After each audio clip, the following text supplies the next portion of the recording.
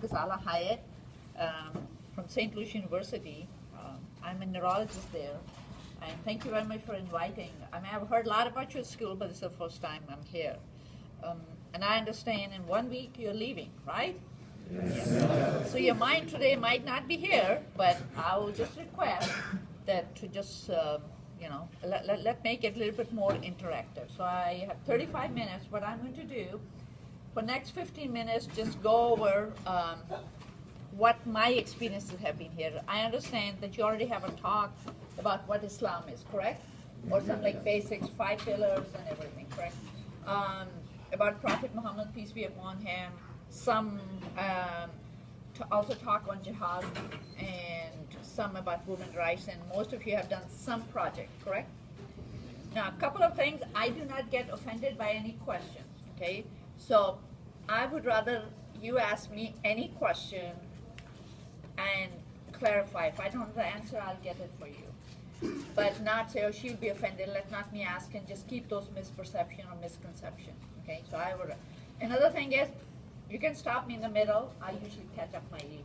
But basically, what I'm going to do, so next 10-15 minutes, go over and tell you when I came here, what my experiences are, and how we have gone over.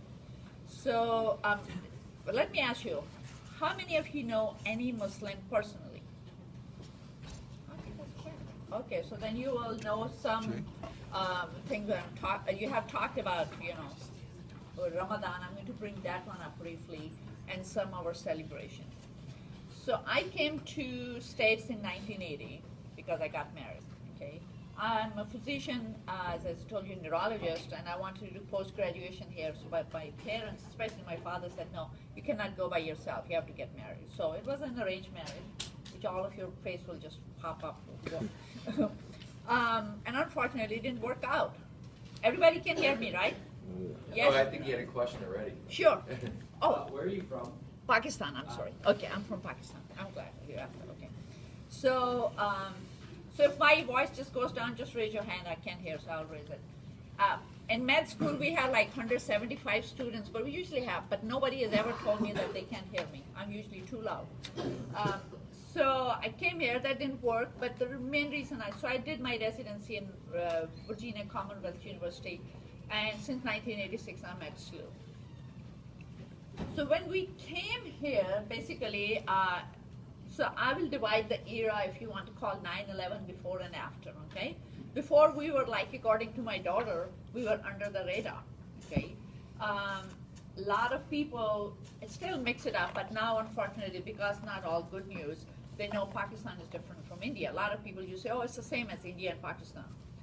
So a lot of things are common cultures. So at that time, most of the people, if they found out I'm Muslim, they will have more curiosity. And I told you I've been at SLU, it's a Jesuit university. So we have a lot of good friends there, and we talk about Catholics, their belief and our belief, and you'll be surprised how many common things. There's some differences, but a lot of them.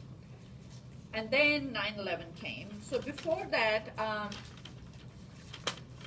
before 9/11, I think you may not be, probably not even born then. Yeah, about 18.